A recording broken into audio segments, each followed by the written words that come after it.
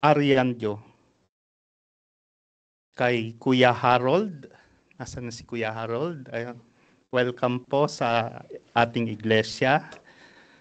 At salamat po sa mga kapatid na patuloy na nag-i-invite to share the Word of God. And today, pwede po ba nating palakpakan ng ating Panginoon? Isang malakas. Amen po. Praise God po sa umagang ito. Thank you po mga ate at kuya. At sa umagang ito, tayo po ay mag-aral. As you can see sa atin pong slide, it is a famous quote of Adam Clarke. Isa po siya sa British Methodist theologian or biblical scholar. He was known for his significant contribution to biblical studies and commentary. So, he was well known during 18th century. So, as we could read, you're pretending to have faith while you have no works or charity or mercy. It's utterly in vain. For as faith, which is a principle in the mind, cannot be discerned by the effects. That is good works. He who has no good works has presumptively no faith. At before 18th century, there is a Adam Clarke empowered by the Holy Spirit regarding faith, pananampalataya without works, no faith at all. Medyo harsh yung pagkaka-deliver na message, but it would be affecting on how we deal, on how we follow the golden rule. So sa umagang pong ito, our topic is all about faith and living. Or in other words, pamumuhay ng may pananampalataya. Or pananampalataya at pamumuhay. So baliktad. Faith and living must come together. So it will be on James 2:14-19. Bago po tayo dumako sa ating aralin, authentic. So meaning genuine. Let me ask you, brothers and sisters, is your faith genuine, authentic? Only God will know you. How much you follow, how much your faith, how you live for it, at kung ano ang yung mga pinaggagawa sa buhay. Me, you, myself, and you, pabalik-balik po. Darating po ang araw na ipagsusulit po natin yon. Faith,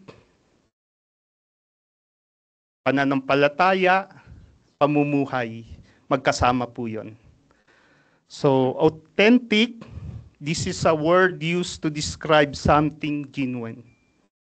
It applies to everything in life, including the Christian faith. So, when it comes to material beings, alam po natin yung fake at knock-offs, or fake or class A imitation. So, aware po tayo doon.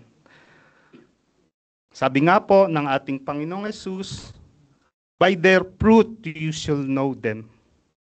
This is the word of the Lord Jesus Christ.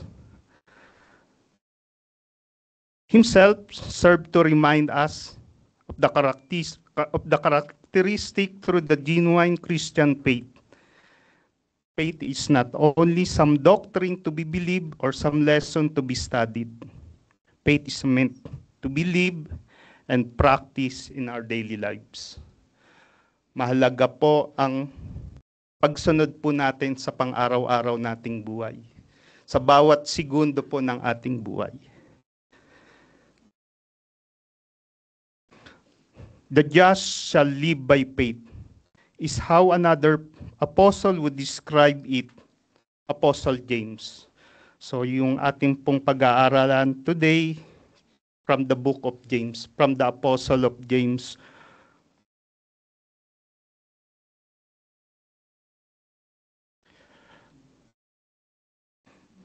According to Apostle James, subsequently to those pioneer Christian Jews, they have lived differently from what they believe. And he confronted them right on with his letter. So sa umaga pong ito, pag-aralan po natin yung portion po na sinulat ni Apostle James to learn how to practice faith, the authenticity, and the real life before God. Let us read James 2:14-16. Sabay-sabay po nating basahin.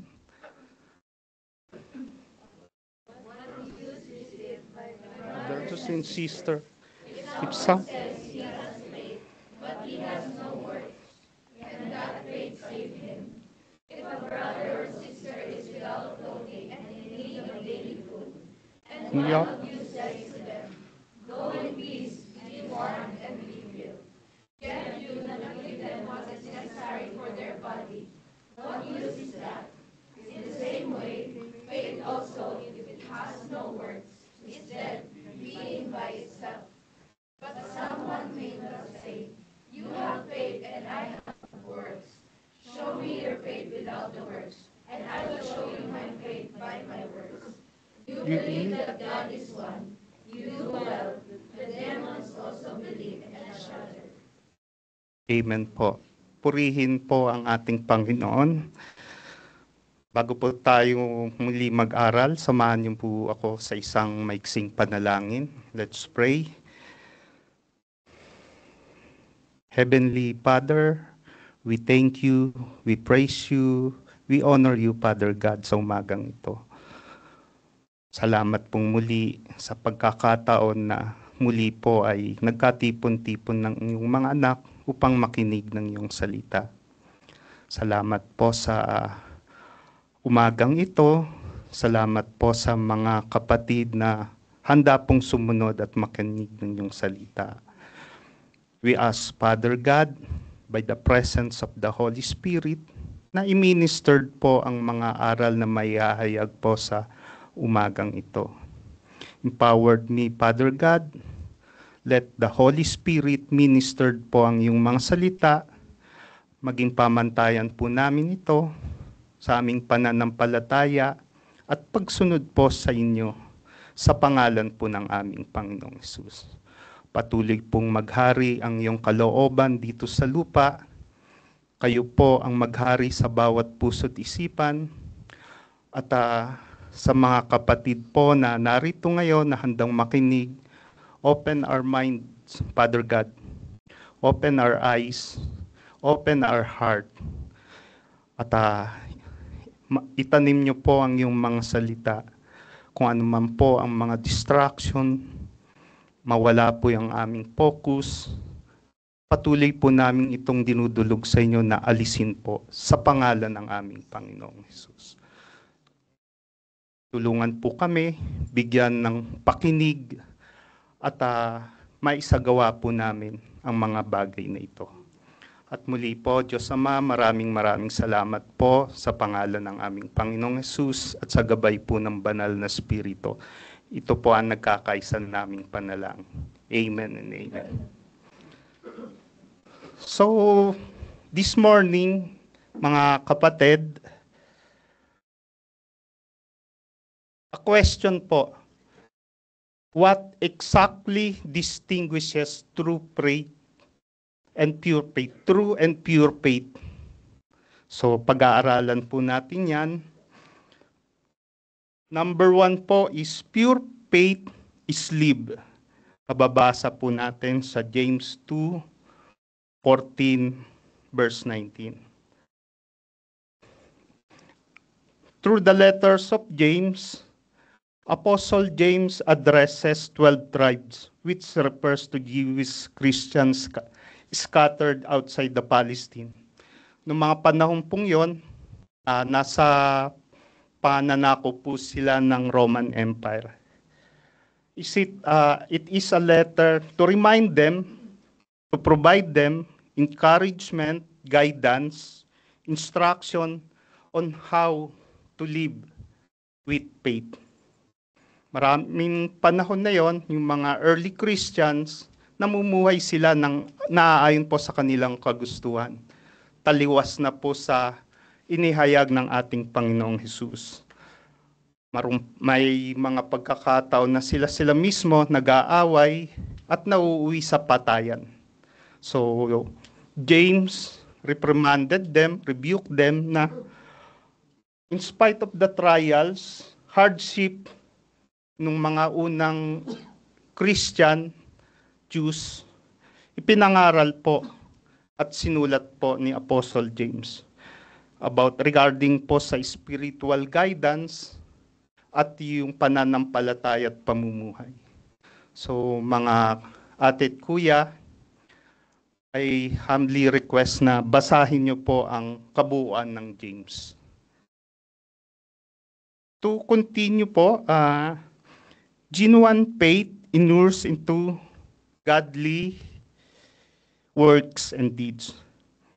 There is nothing more confusing than for a Christian to claim to have faith, yet do not act on their claims, or worse, work contrary to them. This is what James is explaining to these Jewish Christians. So as I mentioned earlier, meron na pong pagtatalo sa mga naunang mga Christians.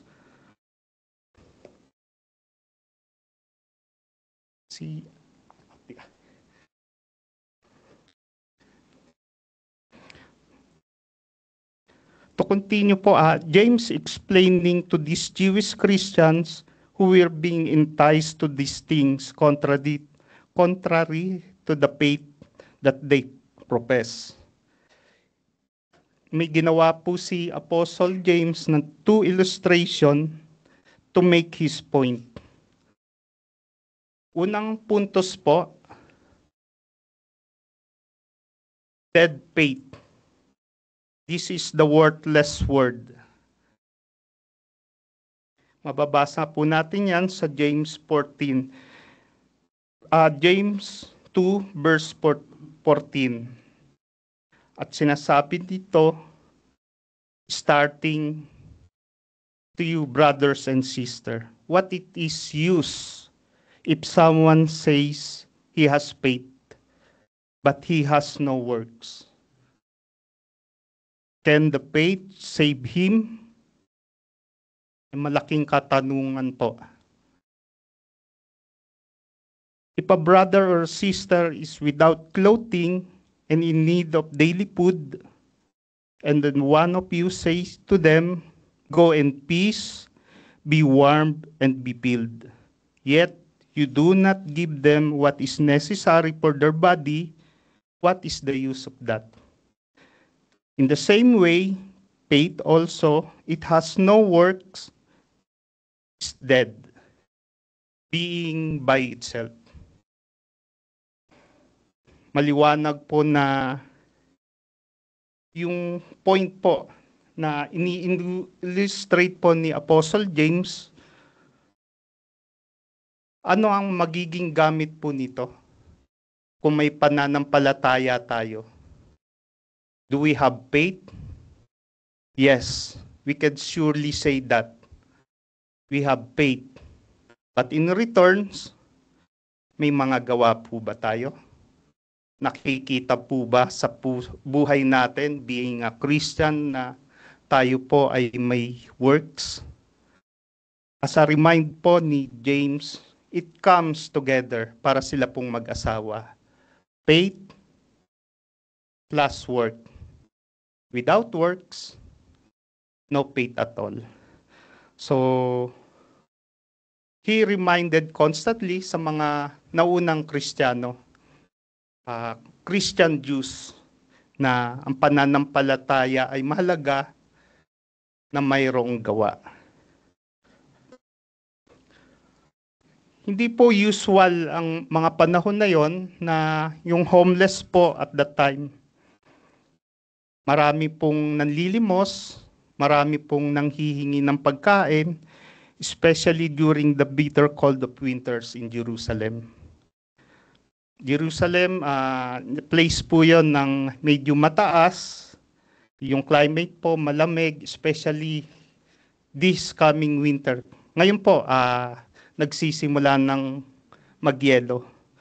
So, nung mga panahon po yon, that time, marami po yung mga naglilimos, strangers, orphan, widows, na nangangailangan po ng tulong. And that time na mga Christian Jews, nineneglect po nila ang mga bagay na ito. At yung pansarili lang nila ang iniintindi nila. If one can do something about a need, but does not do, his faith is dead faith.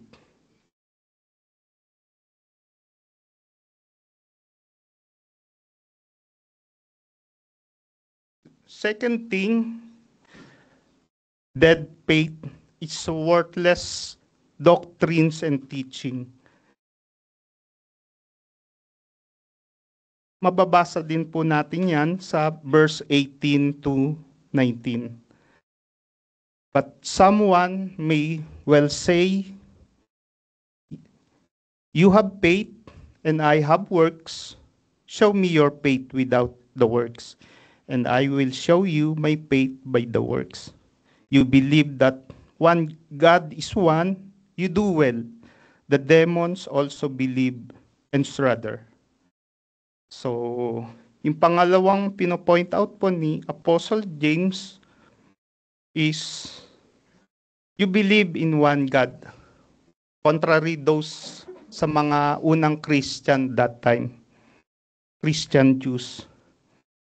Naniniwala sila na iisang Diyos. Well, sabi po dito, maging ang mga demonyo naniniwala sa ating Panginoon. At natatakot sila.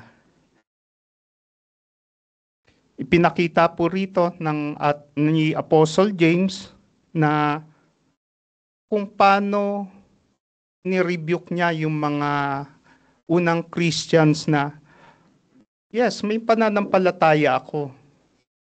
Ngunit, ini-explain niya, may pananampalataya din ako.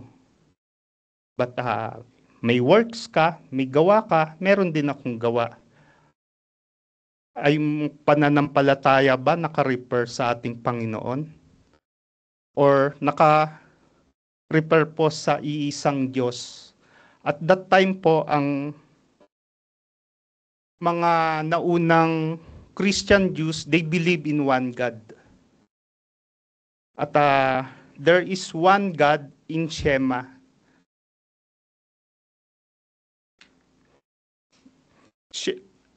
Regarding the word of Shema, it is a Hebrew word which means hear and listen. It is a Jewish faith's central declaration. Yung pong naunang mga Jews, observant Jews, nire-recite po ang Shema daily. At it is considered na prayer po ng Judaism, mga early Christian po. Ito po ay isang important prayers at it declares a monotheistic belief. Naniniwala po sila sa isang Diyos. At pinoproklama po nila yung maling pananampalataya. So, yung such kinds ng pananampalataya is demonic because even demons believe the same things but continue to rebel against God. So, mga kapatid, we don't believe in one God. So, napag-aralan naman po natin yon. At tatlo po ang pagka-Diyos, Trinity, God the Father, God the Son, and God the Holy Spirit. But the early Christians did not believe on that matter. And they have doctrines they called Shema, which means to listen and to hear. At prayer po yun na dinedeclare na isa lang ang Diyos. So, ayon po kay Apostle James, worthless doctrines and teachings.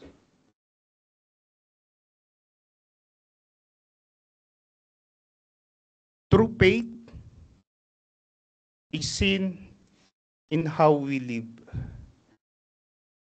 I'm addressing this to you as now, my brothers and sisters, especially sa mga elders, sa pastor, PS leaders, ministry leaders, are we living in a true and pure faith? Nakikita po ba na sa buhay natin ang pananampalataya na meron tayo? A question of faith that only God knows kung ano yung laman ng puso natin. As a reminder today, especially po sa mga tumatayo sa harapan, we should live according to our faith. And it should be na makita po sa bawat buhay natin.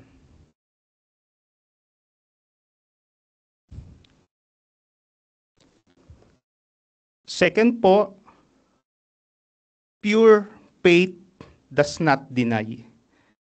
Mababasa po natin yan sa verse 20 to 24. Verse 20 says, "But are you willing to acknowledge, you foolish person, that faith without works is useless?" By the way po, Apostle James is talking to the early Christians ng mga panahon na yon. To continue po, was our father Abraham not justified by works when he offered up his son Isaac on the altar? You see, the faith was working with his works, and as a result of the works, faith was perfected. And the scripture was fulfilled, which says, "And Abraham believed in God, and it was credited to him as a righteousness, and he was called a friend of God." You see, that person is justified by works, not by faith alone. Apostle James emphasized of our father Abraham, how his faith acknowledge, how he works on it, kung paano siya sumunod, kung paano niya ialay ang kanyang anak na pinagkaloob sa kanya. Yung pananampalatayang yon, yung righteous na yon, ay kinalugdan po at credit po sa kanya. As a scripture says, he was called the friend of God. Early Jews, Christian Jews po, they believe and acknowledge the faith of Abraham. Idol po nila ng mga time po noon at ultimate model po sa kanilang pananampalataya at that time. They look to him as their father and one they follow and imitate. Isang point po na ginamit ni Apostle James ay yung pong illustration ni Abraham, yung pananampalataya po niya at yung works, yung dapat na ginawa niya. Illustration ng faith na kinalugdan po ng ating Panginoon. Yung act, yung works na na-justified po. Kaya po siya tinawag na friend of God.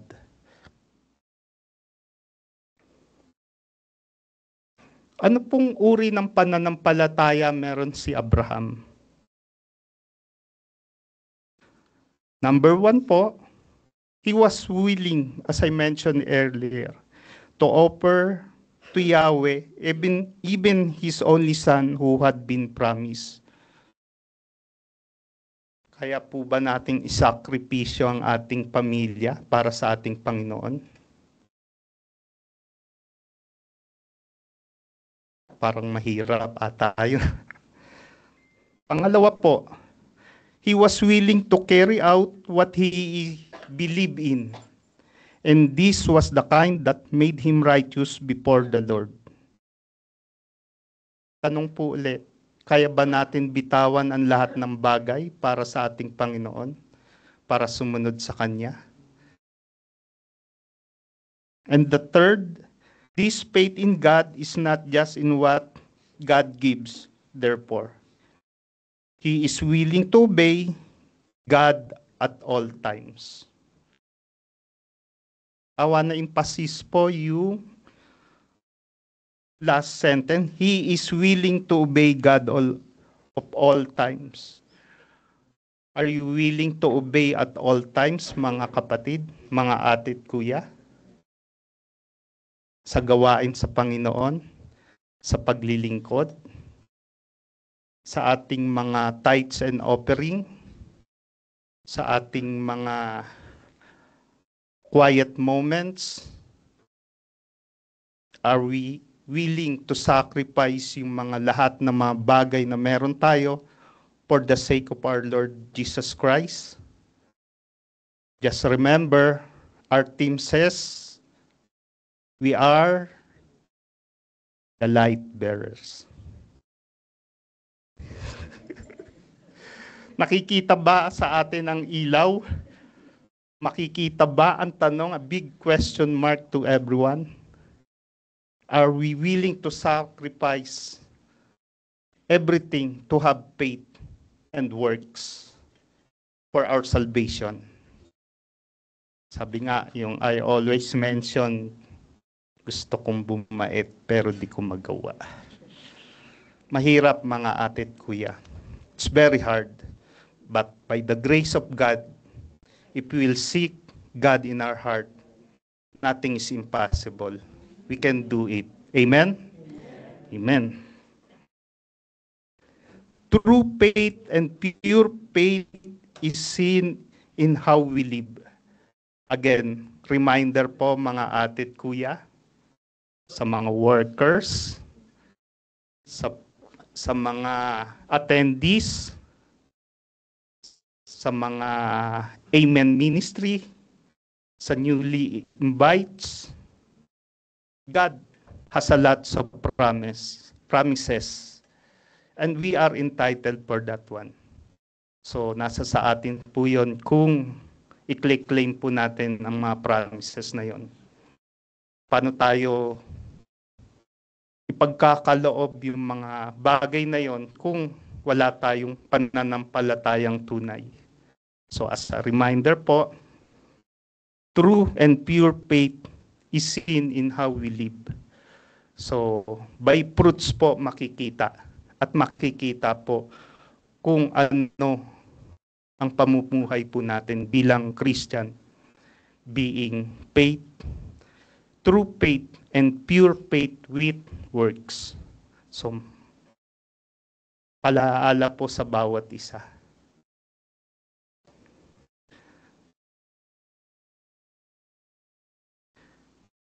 Pangatlo,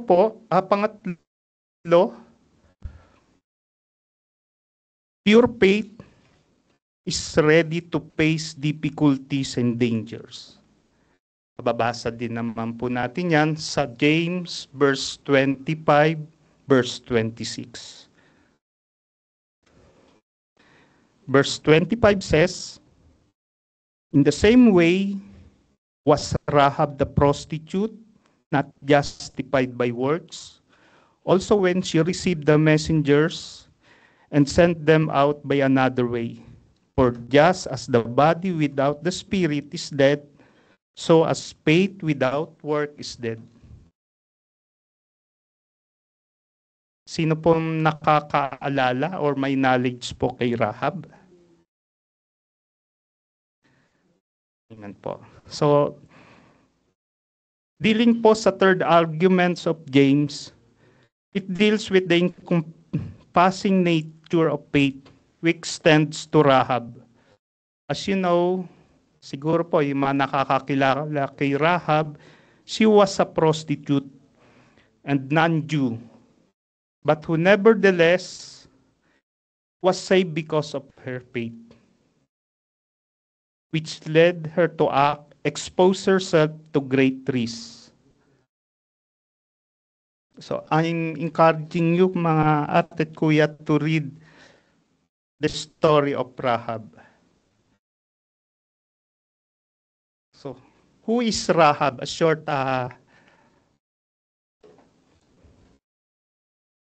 one po, she was not even a Jew. Canaanite woman living in Jericho. She was outside the covenant with Abraham, but she believed in Yahweh. She trusted herself by faith and courage. Tinago niya po yung mga tiktik ni Joshua para masave po. At yung mga panahon na hinahabol po sila regarding po sa Jericho wall. Yung pagkakataon pong yon, yung evident na gawa or works according sa pananampalataya po ni Rahab, even na she was a prostitute outside the covenant, because of that, she was saved because of her pure faith. At dahil po doon, kinalugdan po siya ng ating Panginoon and she was saved. At yung pong ginawa niya ay isang basis po ng salvation, kaligtasan, because of his faith and works. Again po, true and pure faith is seen in how we live. So, kung mapapansin niyo po, 3 beses ko pong ni-remind yung praise po nito. True and pure faith is seen in how we live. Mga ate at kuya, dapat po sa mga oras na ito, except po sa mga bago, yung mga tumatayo po sa harapan, katulad ko po, katulad ng mga ibang mga elders, pastor, BS leader, ministry leaders, dapat po nakikita po sa bawat isa ang ating Panginoong Jesus. As you know, mga ate at kuya, narito po tayo for the work. It's a privilege from God to have a work. We are entitled regarding sa bagay na ito, but in only one thing, nauuna ba natin ang Panginoon before the work? Question mark, mas inuuna ba natin ang overtime kaysa work? Mas inuuna ba natin yung pag-grocery every Friday bago sa gawain?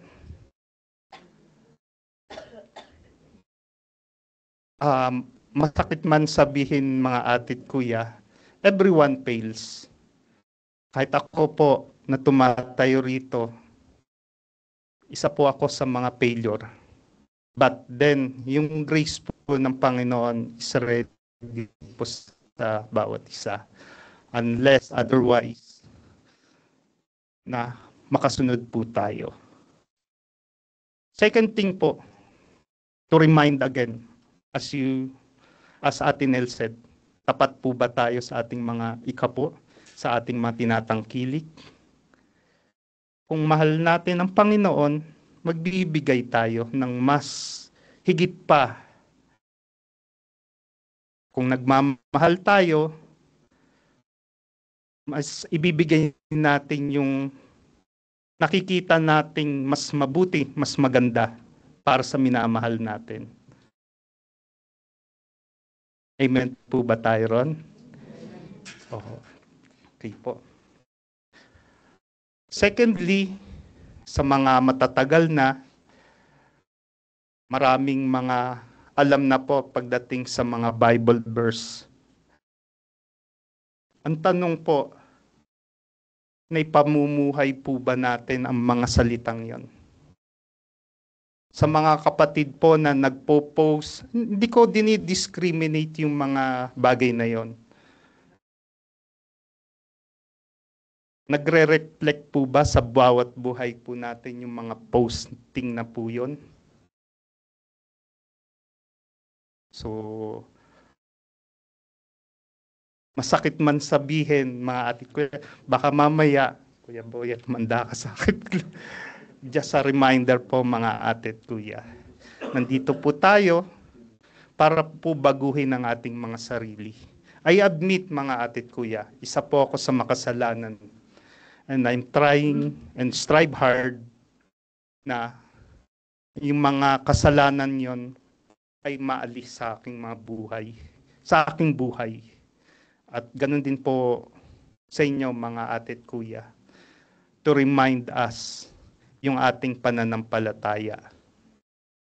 As we could, sa mga matatagal na po sa iglesia, before po, Matthew 6:33 ang ating nakalagay po doon. Seek ye first the kingdom of God. At kung ano man po ang mga alalahanin natin, mga worries, pangangangailangan,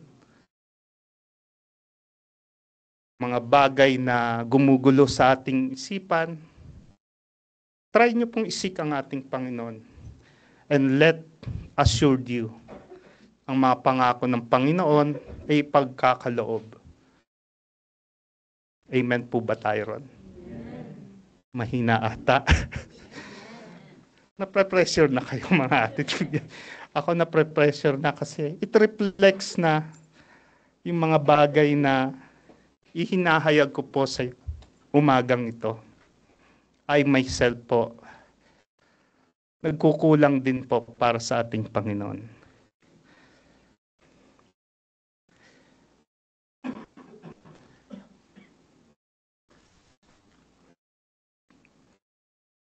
Another question, what exactly distinguishes true, pure, and faith?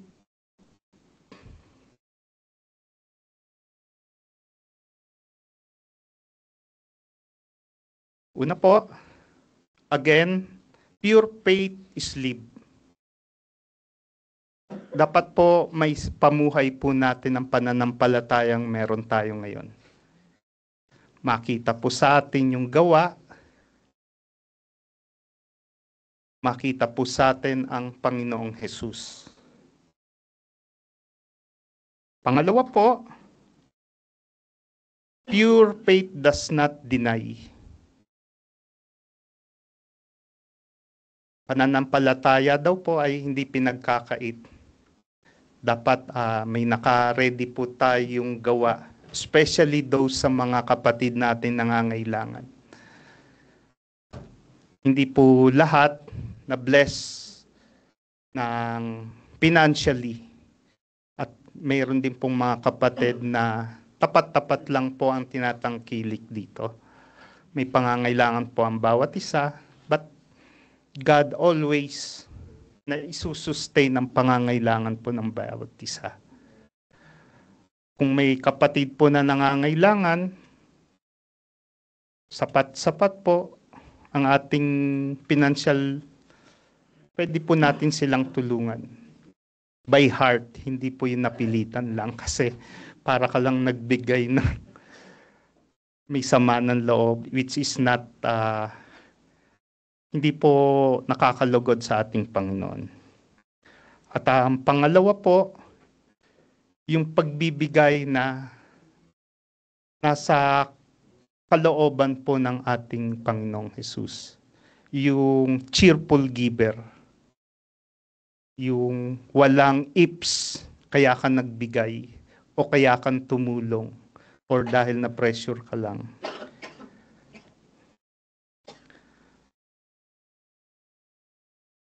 Pangatlo po, pure faith is ready to face difficulties and danger. Kung ano po yung in-illustrate ni Apostle James regarding kay Rahab, a big question mark, mga atit kuya. Would you take the risk to share the word of God? Tahimik sila. Amen po ba tayo doon? Handa po ba nating suungin yung mga contradiction or mga bagay na sasabihin nila sa paghahayag ng salita ng ating Panginoon? Kaya ba nating i-stand yung mga bagay na pwede tayong i-discriminate para hindi ma-share yung mabuting balita, especially sa ating mga mahal sa buhay? Question, nasi-sharean po ba natin ang ating mahal sa buhay? Amen.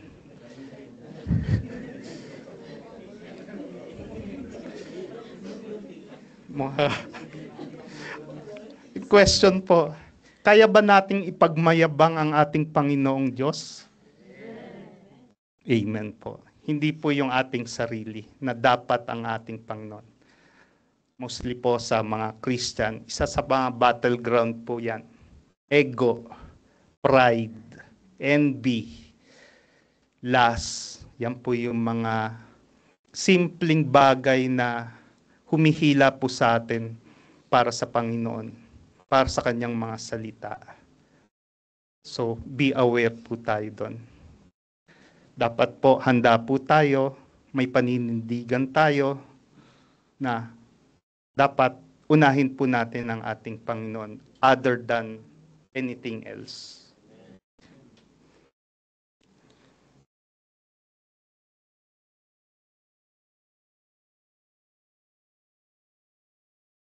Conclusion.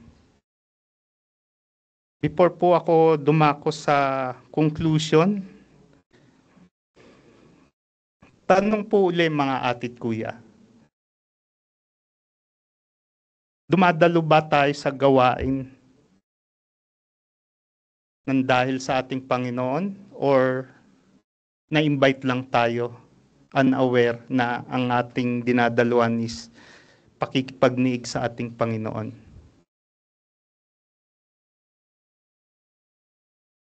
Naipamumuhay ba natin, paglabas po natin dito sa iglesia, ang pagka-Jesus Christ natin or kung ano yung gawa natin bago pumasok or nagiging banal lang tayo pag nandito tayo? Nagiging tahimik, righteous sa bawat isa. But then again, paglabas, may bad mouthing, madaling mabisit, madaling mainis. And the worst, yung makapagbigay ng masasamang salita sa mga kapatid. Not actually kapatid, sa mga co-workers or mga colleagues, especially doon sa mga mababa sa atin.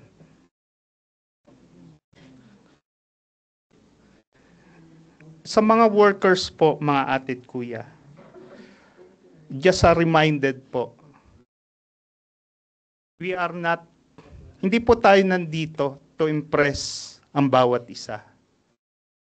Tayo po tinalagan ng ating Panginoon upang manguna po, especially po sa mga workers, especially sa mga elders, pastor.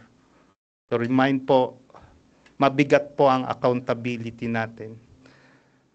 I myself, ipagsusulit ko po yun. Harap po ako sa Panginoon, and then ang Panginoon lamang po ang alam niya po yung laman ng puso't isipan ko. As to you, my brothers and sister, ang pag-iiglesia po mahirap. So, especially po sa bawat ugali ng bawat isa. Nandito po tayo, makasalanan, reminded po na makasalanan tayo. So, dapat po ang aim natin yung pagmamahal sa bawat isa. In spite of kung ano yung mga bagay na humahad lang sa bawat isa or mga ugali na hindi maganda sa bawat isa. Sabi nga, one main purpose is love. Love the unlovable. Love your enemy.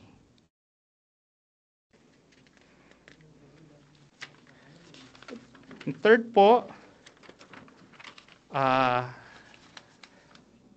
may respeto po ba tayo sa bawat isa? Or humihingi tayo? Or we have a self-entitlement that I'm over you. Mas mataas ako sa iyo. Or dahil elders ako. Or pastor si Kuya Roy. Or a BS leader. So, mga atit kuya, especially sa manggagawa, we are not here to impress others. Dapat po ang ini-impress natin ay Word of God. Ipinagyayabang po natin yon. And then lastly, mga atit kuya, yung mga simpleng pagbibiro, mga bagay na lumalabas po sa ating mga bibig. Dapat po maging aware po tayo. A small little bad words pwedeng makatisod po sa mga kapatid. Itain po natin yung mga salita natin. Magbabad po tayo sa salita ng Panginoon at yung mga bagay na simpleng pagbibiro, hindi po natin alam na baka yun po yung nakakasakit na sa mga kapatid. Kung may mga issues po, i-resolve na po kagad. Huwag na po nating palakihin. At hindi po malulugod ang Panginoon. Mahirap po na nandito po tayo ngayon. Nagsasalita po ako rito sa harapan ninyo. And the others, nakaupo po na meron palang may mga galit sa bawat isa. Kung may mga bagay po na pumapasok sa ating isipan, cast it away. At tayo lang din po ang may hirapan. Amen po ba mga atit kuya? Amen. Again po, ang pananampalataya at pamumuhay dapat po makita sa bawat isa. Bawat I myself din po. Wala pong exclusion or wala pong exception. Tayo po na sumusunod, handa pong sumunod sa ating Panginoon, makita po ang ilaw. Makita po ang ating Panginoong Jesus sa ating puso't isipan. Are we the light bearers, mga atit kuya? Amen. Are you sure? Light bearers, light bearers. Amen. So, conclusion po, Apostle James was reacting to the Jewish pity during that time, where they used faith very loosely and applied it to themselves without the subsequent work that evidence it. They profess belief,